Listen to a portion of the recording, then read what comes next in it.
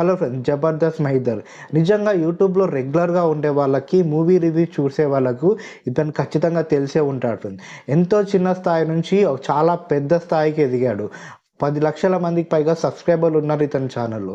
ఒక్కో వీడియోకి మినిమం 10,000 నుంచి 50,000 లక్ష వరకు కూడా వ్యూస్ వస్తుంటాయి. ఇలాంటి జబర్దస్త్ మహీధర్ రీసెంట్గా తన యూట్యూబ్ ఛానల్లో ఒక పోస్ట్ పెట్టాడు. అతడు బిజినెస్ పెట్టాడని, బిజినెస్ లాస్ అయిందని, సో నాకు సాయం చేయండి, నేను ఛానల్ అమ్ముకోబోతున్నాను అన్నట్టుగా ఒక పోస్ట్ పెట్టాడు. ఆ కొనే వ్యక్తి కొన్ని కండిషన్ పెట్టాడు, అందుకే ఈ వీడియో తీస్తున్నానంటూ వీడియో తీస్తూ దాంట్లో నేను 60 లక్షల వరకు లాస్ అయ్యాను ఫుడ్ బిజినెస్ పెట్టి వైజాగ్లో, అండ్ అది దివాలా తీసింది, నాకు ఏ దిక్కుతోచని పరిస్థితిలో ఉన్నాను, సో నాకు ఎవరైనా సాయం చేయాలనుకుంటే సాయం చేయండి అంటూ కామెంట్ సెక్షన్లో తన బ్యాంక్ అకౌంట్, బ్యాంక్ ఐడి పెట్టి తన సబ్స్క్రైబర్ని అడుక్కున్నాడు ఫ్రెండ్స్. నిజంగా ఇతని ఈ వీడియో చూశాక ఎంత చిరాకేసిందంటే, యూట్యూబ్ సబ్స్క్రైబర్ని ఇంత దారుణంగా మోసం చేయడాన్ని చూస్తారా?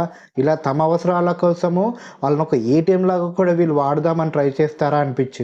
నాతో పాటు చాలామంది యూట్యూబ్లలోకి రావడానికి ఇద్దరు లాంటి వాళ్ళే కారణం. ఎందుకంటే యూట్యూబ్లో మన కళ్ళపై మనం నిలబడవచ్చు, మన సంపాదన మనం సంపాదించుకోవచ్చు, ఒకరి దగ్గర బతకాల్సిన పని లేదు అన్నది వీళ్ళని చూస్తే చాలామంది నేర్చుకుంటున్నారు. టాప్ 10 మంది తెలుగు యూట్యూబర్లలో మహీధర్ ఖచ్చితంగా ఒకడు ఉంటాడు. చాలామంది తనకు తెలిసిన వాళ్ళు ఉంటారు, సెలబ్రిటీలు సైతం ఇతను తెలిసిన వాళ్ళు ఉంటారు, బిగ్ బాస్ కంటెస్టెంట్ చాలామంది ఇతను తెలిసిన వాళ్ళు ఉంటారు.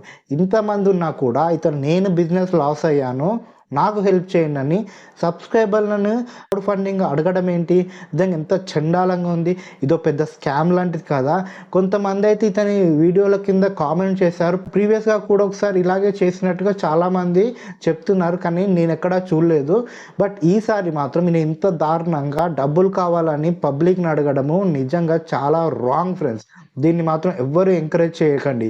ఇలాంటి వాడికి డబ్బులు అస్సలు ఇవ్వకండి.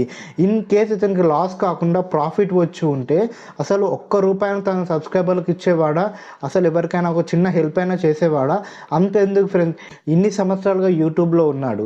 ఈయనకున్న సబ్స్క్రైబర్ బేస్ ప్రకారము మంత్లీ 1,00,000-2,5 లక్షలు ఈజీగా మినిమం వస్తాయి ఫ్రెండ్స్. ఈ మినిమం 1,00,000-2,5 లక్షలు సంపాదించినప్పుడు ఎప్పుడైనా ఎవరైనా సబ్స్క్రైబర్లకు నేను సాయం చేశాను, ఎవరికైనా నేను హెల్ప్ చేశాను అని ఇక్కడ చెప్పినట్టు ఉందా? ఎవరైనా మహీధర్ వల్ల నేను లాభం పొందానని చెప్పినట్టు ఉందా? లేదు కదా.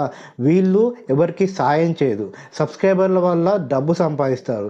వీళ్ళకి ఏమైనా దారుణం జరిగినా, వీళ్ళకి ఏమైనా ఫైనాన్షియల్ ప్రాబ్లం జరిగినా సబ్స్క్రైబర్లు వీళ్ళకి డబ్బులు ఇవ్వాలన్నమాట. అసలు ఒకడు నిన్ను సబ్స్క్రైబ్ చేసుకుంటున్నాడు అంటేనే నీకు ఇండైరెక్ట్గా వాడి టైంని నీకు ఈ దానం చేస్తున్నట్టుగా. సబ్స్క్రైబర్ల టైం బట్టే నీకు డబ్బు వస్తుంది.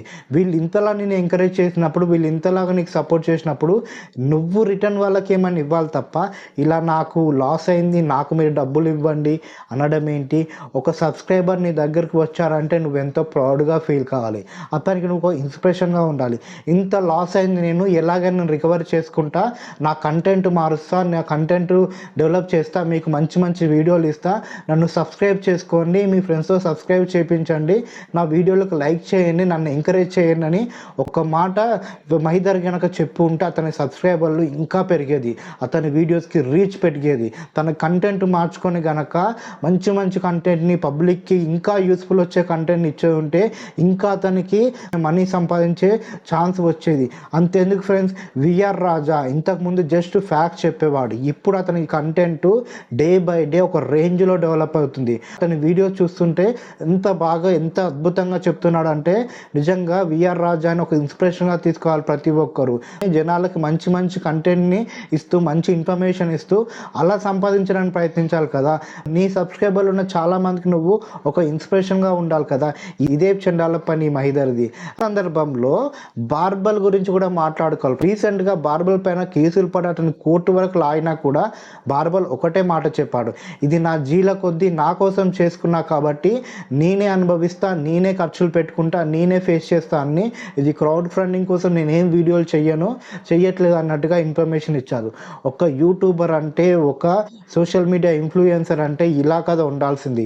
జనాల నుంచి డబ్బు ఆశించద్దు, జనాల నుంచి ఎలాంటిది ఆశించద్దు, జనాలకి మంచి ఇన్ఫర్మేషన్ ఇస్తూ నన్ను ఎంకరేజ్ చేయండి అని ఒక్క మాట చాలు, జనాలు నేను ఎక్కడికో తీసుకెళ్ళి కూర్చోపెడతాడు. కానీ మహీధర్ లాంటి వ్యక్తిని ఎంకరేజ్ చేస్తే మాత్రం తప్పుడు వ్యక్తులను మనం ఎంకరేజ్ చేసినట్టు అవుతుంది ఫ్రెండ్స్.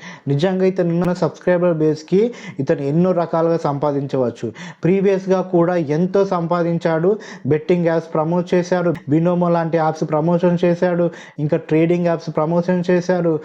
చాలా రకాలుగా సంపాదించి ఇప్పుడు నేను బిజినెస్ పెట్టి లాస్ అయ్యాను అనడము నిజంగా చాలా విడ్డూరంగా ఉంది ఫ్రెండ్స్. ఏదేమైనా కూడా ఇలాంటి వాళ్ళు సోషల్ మీడియాలో చాలామంది ఉన్నారు ఫ్రెండ్స్. సాయి కృష్ణ అనే ఒక యూట్యూబర్ ఉన్నాడు. అతనికి కూడా తను స్టూడియో పెట్టి తను ఏదో చేద్దాం అనుకొని నేను లాస్ అయిపోయానంటూ ఒక ప్రముఖ యూట్యూబర్ను డబ్బు అడిగాను, అతను ఇవ్వలేదంటూ అతనిపైనే వీడియో నెగిటివ్గా చేసి పెట్టాడు. అసలు అతను నీకు డబ్బు ఎందుకు ఇవ్వాలి? నీ కోసం నువ్వు సాధించడానికి నువ్వు బిల్డ్ చేసుకుంది, దానికోసం అతను డబ్బు ఎందుకు ఇవ్వాలి? అంతేకాకుండా కొంతమంది ఎలాంటి స్కాములు చేస్తున్నారంటే యూట్యూబ్లలో ఈ మధ్య లాటరీ స్కాములు మొదలైంది. ఇంతకుముందు బెట్టింగ్ సంబంధించిన స్కాములు ఉండేటివి అవి గవర్నమెంట్స్ ఆపేయడంతో లాటరీ స్కామ్స్ పెడుతున్నారు. 100 రూపాయలు 200 లాటరీ కింద కట్టండి, మంత్ ఎండ్ వరకు మీరు కార్ను వాటిని తీసుకోండి అని చెప్పడము. ఇంకొంతమంది అయితే నన్ను సబ్స్క్రైబ్ చేసుకోండి, కామెంట్ చేసండి, నా కామెంట్లో ఉన్న వాళ్ళకి నేను లాటరీ తీసి ఏదో ఒకటి ఇస్తానంటూ అట్లా సబ్స్క్రైబర్ బేస్ని పెంచుకోవడము, లక్షల్లో డబ్బులు సంపాదించడము, తీరా లాస్ట్ కాలు ఎవరికి ఏమి ఇచ్చారో ఎవరికి తెలియకుండా పోవడము. కొంతమంది సబ్స్క్రైబర్లు అయితే 10 అకౌంట్లు 15 అకౌంట్లు క్రియేట్ చేసుకొని మనం ఇలాంటి వాళ్ళని సబ్స్క్రైబ్ చేసుకోవడము. వస్తే వస్తుంది, లేకపోతే లేదు, ఓన్లీ సబ్స్క్రైబ్ కదా మనం చేసుకునేదాన్ని వీళ్ళు మాట్లాడడము. నిజంగా ఒక యూట్యూబర్ సబ్స్క్రైబర్ బేస్ని బట్టి అతనికి ఎమోషన్స్ వస్తాయి, అతను చాలా సంపాదిస్తారు. జెన్యున్గా ఎదిగే వాడికి సపోర్ట్ చేస్తే పర్లేదు, ఇలా అడ్డదారిలో ఎదిగే వాళ్ళకి ఇట్లా సపోర్ట్ చేస్తే ఖచ్చితంగా లాస్ట్కి వీళ్ళు ఇలా క్రౌడ్ ఫండింగ్ చేస్తూ ప్రజల్ని పిచ్చోళ్ళని చేస్తూ డబ్బు సంపాదిస్తూ వాళ్ళ పబ్బం గడుపుకుంటున్నారు. ఇలాంటి వాళ్ళే కాకుండా యూట్యూబ్లో మరి కొంతమంది ఉంటారు ఫ్రెండ్స్, నేను ధర్మాన్ని కాపాడుతా, నేను దేశాన్ని కాపాడుతా అంటూ కొంతమంది వీడియోలు చేస్తూ కింద స్క్రోలింగ్ ఇస్తుంటారు. తమకు సంబంధించిన బ్యాంక్ అకౌంట్లని, క్యూఆర్ కోడ్లని మాకు సపోర్ట్ చేయండి, మమ్మల్ని ఎంకరేజ్ చేయండి అంటూ. నిజంగా వీళ్ళు ఈ సమాజానికి ఏదో చేద్దామని వచ్చినప్పుడు సమాజం నుంచి డబ్బు ఎందుకు ఆశిస్తున్నారు? ఇంకొంతమంది ఇండిపెండెంట్ జర్నలిస్ట్ అని కూడా చూశాను.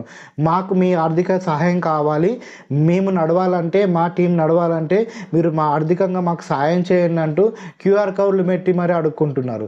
అసలు మీకెందుకు ఒక సబ్స్క్రైబర్ డబ్బు సాయం చేయాలి?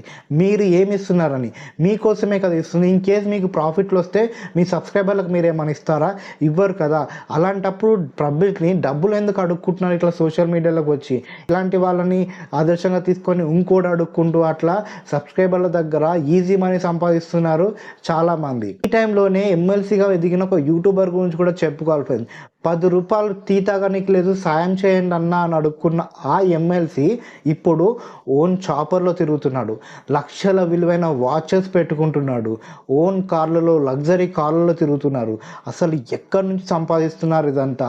క్రౌడ్ నుంచి వచ్చిన డబ్బుల ద్వారా కదా, మీరు ఇచ్చిన డబ్బుల ద్వారా కదా. మీకేమైనా హెల్ప్ చేస్తాడా, మీకేమైనా సాయం చేస్తాడా అంటే జీరో ఫ్రెండ్స్. అతనికి లాభం లేని, ఏ పని చేయలేని పరిస్థితికి అతను పడగలెత్తిపోయాడు. ఇలాంటి వాళ్ళని ఎంకరేజ్ చేసుకుంటూ, ఇలాంటి వాళ్ళ గురించి మనము అనవసరంగా టైం వేస్ట్ చేసుకుంటూ యూట్యూబ్ సబ్స్క్రైబర్లు ఉండడం వేస్ట్ ఫ్రెండ్స్. ఇలాంటి వాళ్ళకు ₹1 కూడా ఇవ్వకండి. ఈ మహిద్దరికి సపోర్ట్ చేయని వాళ్ళు ఖచ్చితంగా అతన్ని అన్సబ్స్క్రైబ్ చేయాలి ఫ్రెండ్స్. ఇలాంటి వాళ్ళకి ఇలాంటి శిక్షణ ఇవ్వాలి. ఇలాంటి వాళ్ళని అస్సలే ఎంకరేజ్ చేయకండి. ₹1 కూడా ఇవ్వకండి.